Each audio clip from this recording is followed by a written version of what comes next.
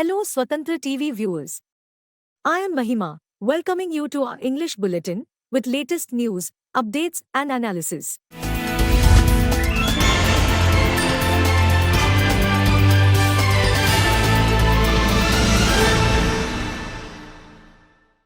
BJP's Om Birla will fight it out with Kodikunil Suresh of the Congress for the Lok Sabha Speaker's post after efforts to reach a consensus between the government and the opposition failed on Tuesday. The voting will take place on Wednesday. Both Birla and Suresh filed their nominations as NDA and India Bloc candidates, respectively. Birla served as Speaker in the previous Lok Sabha as well, and if he wins, he would be the first person to get the post for the second term in 25 years. Before filing his nomination, Birla also met Prime Minister Narendra Modi. He has returned to the Lok Sabha for the third time from Kota in Rajasthan. Suresh, an 8-time MP from Kerala, said it is not about winning or losing, but about a convention that Speaker will be of ruling party and Deputy Speaker will be of opposition. Last two Lok Sabhas, the BJP denied Deputy Speaker's post for the opposition because there was no recognized opposition party. Now the Congress is recognized as the opposition, Deputy Speaker post is its right. Till 11:50 a.m. on Tuesday, the Congress leaders were waiting for reply from government's side, but they did not give any reply, the Congress said. There was no deputy speaker in the previous Lok Sabha. Earlier in the morning, Congress leader K.C. Venugopal and DMK's T.R. Balu walked out of Defence Minister Singh's office, refusing to endorse NDA candidate Birla without being offered the deputy speaker's position. Venugopal said the BJP refused to give a commitment on offering the deputy speaker's post to the opposition.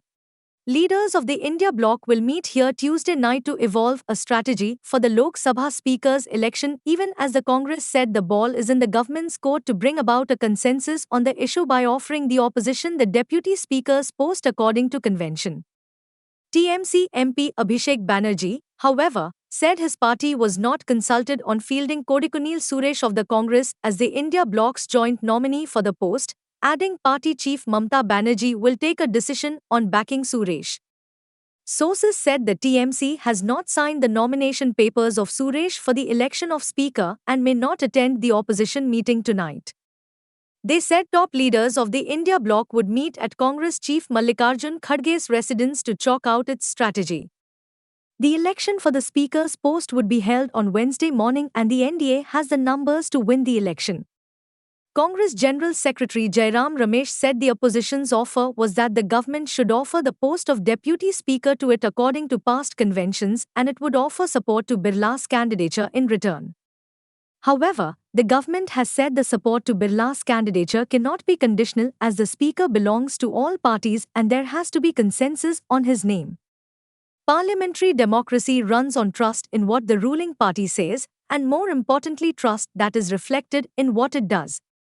He said in the recent past, during the tenures of Manmohan Singh, Atal Bihari Vajpayee, and P.V. Narasimha Rao, the Deputy Speaker was an opposition MP. Of India Bloc thank the people of India for the overwhelming support received by our alliance. The people's mandate has given befitting reply to the BJP and their politics of hate, corruption and deprivation. This is a mandate in defense of the Constitution of India and against price rise, unemployment and crony capitalism, and also to save democracy. The India Bloc will continue to fight against the fascist rule of the BJP led by Modi. We will take appropriate steps at the appropriate time to realize the people's desire not to be ruled by the BJP's government, and this is our decision, and we together. The first day of the 18th Lok Sabha began on a stormy note on Monday amid a war of words between Prime Minister Narendra Modi and Congress Chief Mallikarjun Kharge over the imposition of emergency in 1975 and strident appeals to protect democracy.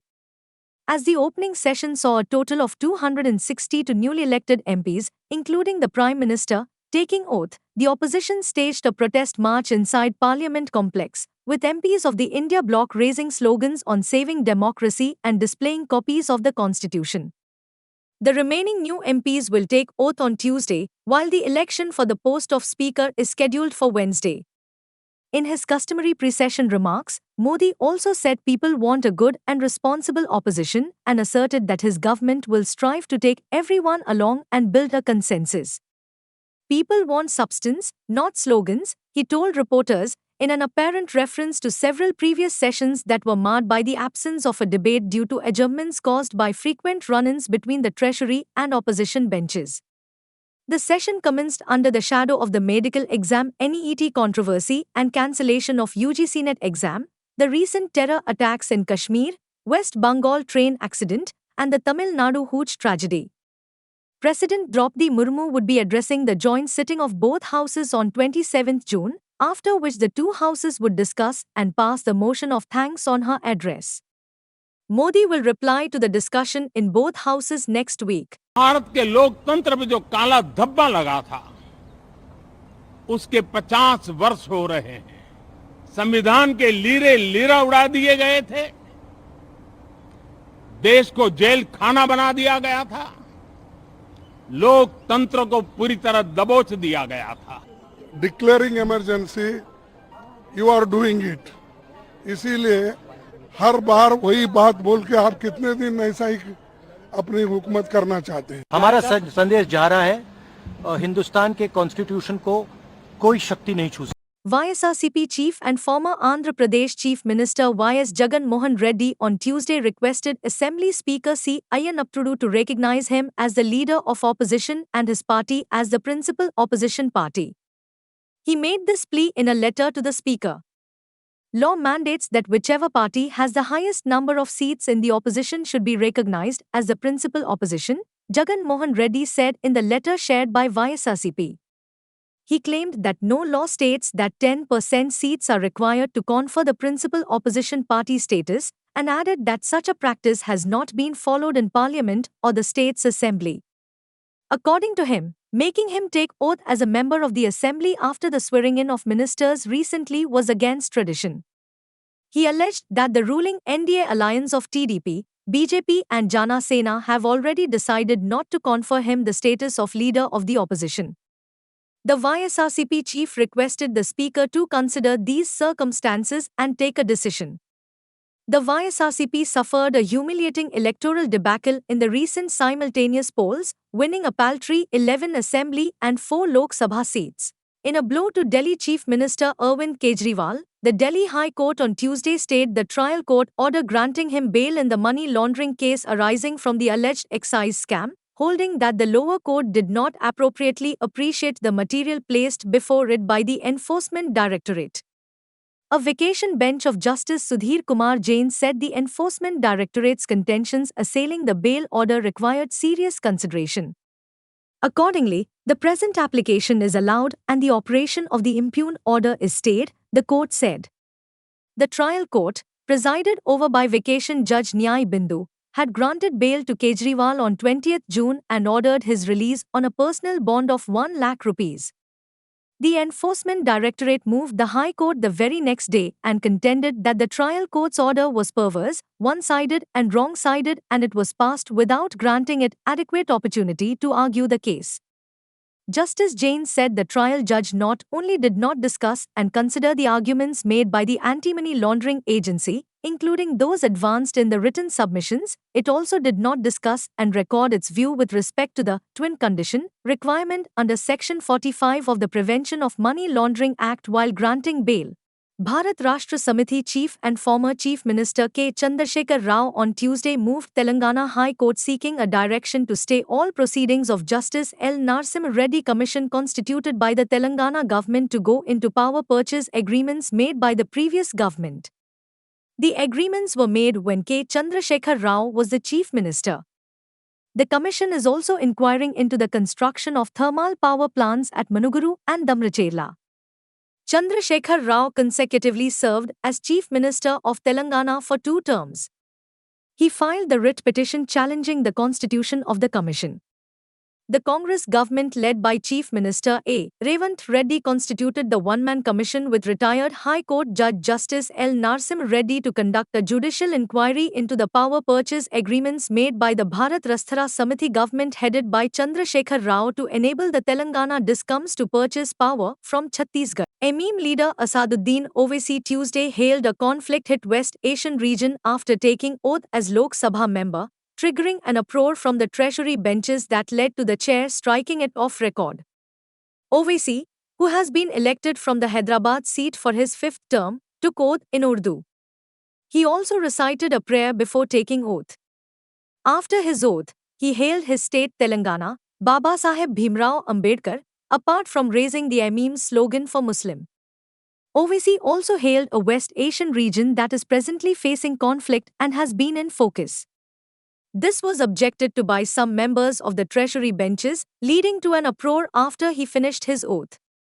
Radha Mohan Singh, who was in the chair at the time, assured the members that anything apart from the oath will not go on record. The disturbance continued for few minutes, after which the oath-taking resumed. Pro Tem Speaker Bhartrihari Mahatab returned to the chair soon and said that only oath or affirmation is being recorded. Asked why he mentioned Palestine, he said they are oppressed people. नहमदुहु व नुसल्ली अला रसूलिल करीम अम्मा बाद फ़ाऊज़ु बिल्लाहि मिनश शैतानिर रजीम बिस्मिल्लाहिर रहमानिर रहीम। मैं असदुद्दीन ओवैसी जिसे लोकसभा का रुकन मंतखब किया गया है, अल्लाह के नाम से हल्फ उठाता हूँ कि मैं भारत की आइन पर जो क़ानून के मुजब तय पाया है एतक़ाद रखूँगा, उसका वफ़ादार रहूँगा। मैं भारत के इक़्तिदार आला और सालिमियत को बरक़रार रखूँगा और जिस ओहदे को मैं संभालने वाला हूँ इसके फ़राइज़ और वफ़ादारी से अंजाम दूँगा। जय भीम, जय मीम, जय तेलंगाना, जय फ़लस्तीन, तकबीर, अल्लाहु Akbar.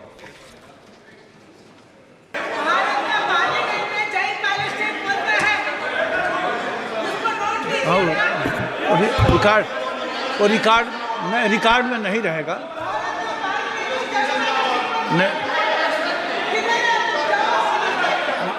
A London-bound Air India flight received a bomb threat on Tuesday, but it turned out to be a hoax, and a 29-year-old man suspected of making the threatening call has been apprehended here by authorities, an official said.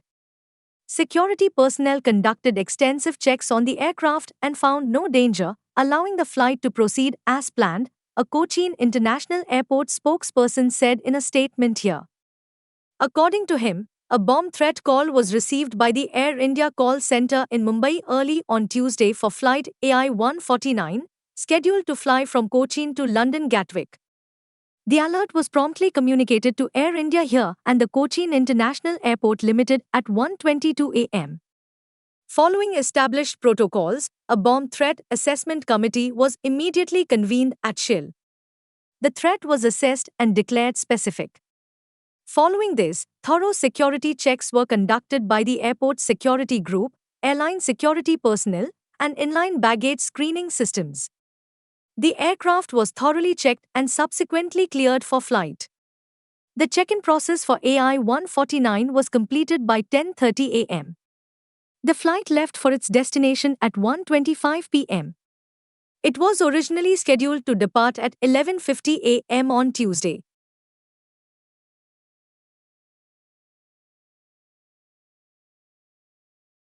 Searches against a Telangana-based charity group has found that about 300 crore rupees worth of foreign funds raised partly from domestic donations in the name of providing free education and meals to downtrodden children were diverted for unauthorized purposes, the Enforcement Directorate said on Tuesday. The raids were undertaken at 11 locations of the Operation Mobilization Group of Charities and its key office bearers in and around Hyderabad on June 21 and 22, the agency said in a statement.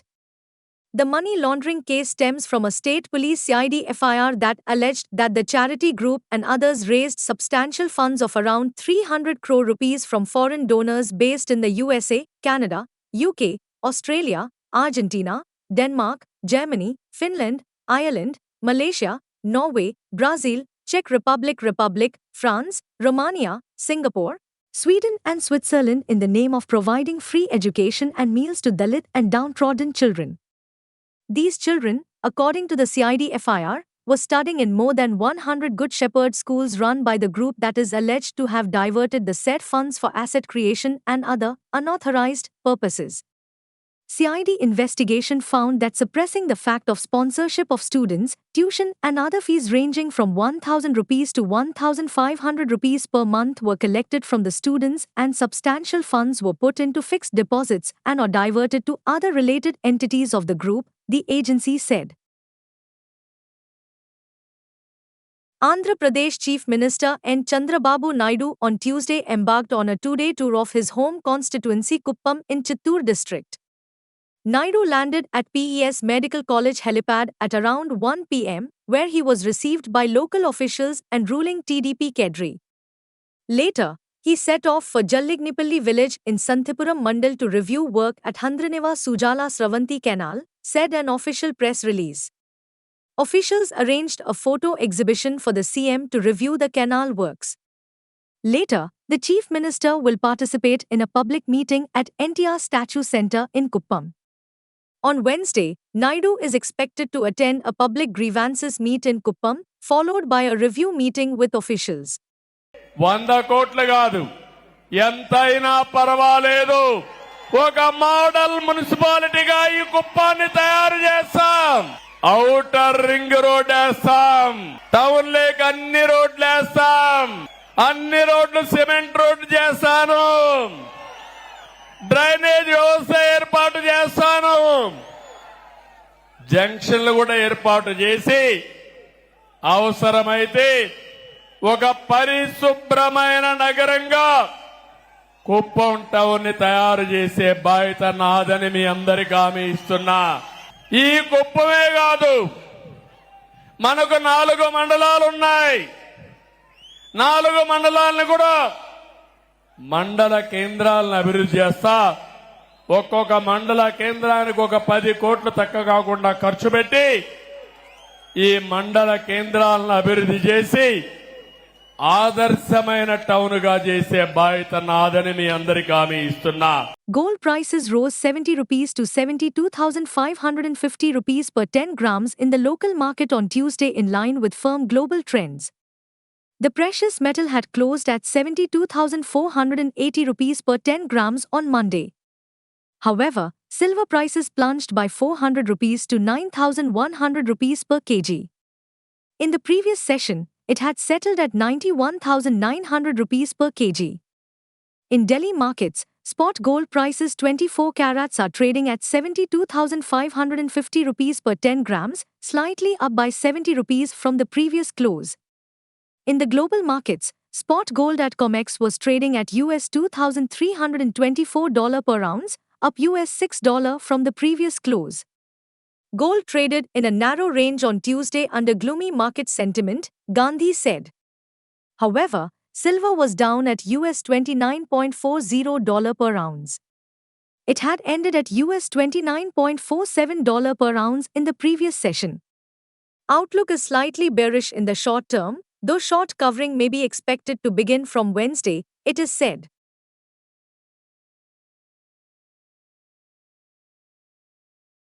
Benchmark Sensex breached the historic 78,000 level for the first time while Nifty settled at a new record high on Tuesday on buying in blue-chip bank stocks and Reliance Industries.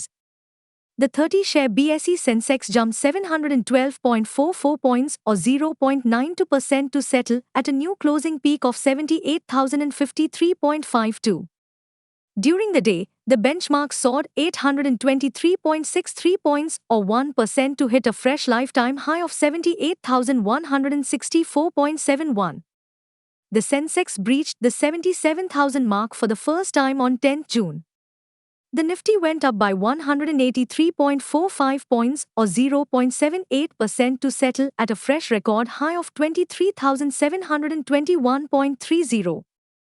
During the day, it climbed 216.3 points or 0.91% to hit an intraday lifetime high of 23,754.15.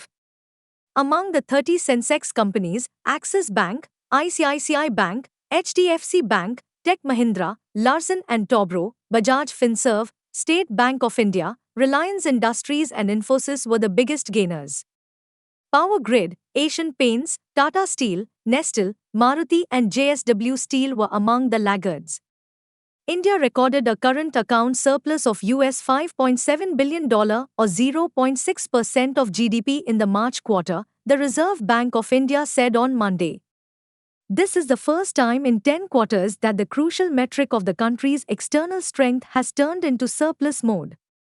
Among indices, Bankex jumped 1.87%, financial services climbed 1.45%, IT by 0.53%, capital goods by 0.28% and tech by 0.43%. Realty declined 1.82%. Power 1.05%, utilities 0.95%, metal 0.84% and telecommunication 0.28% also dropped. Foreign institutional investors offloaded equities worth 653.97 crore rupees on Monday, according to exchange data. Thank you for watching Swatantra TV English Bulletin. For a complete and comprehensive English news bulletin, please do watch Swatantra TV every day. This is Mahima, signing off. Keep watching Swatantra TV.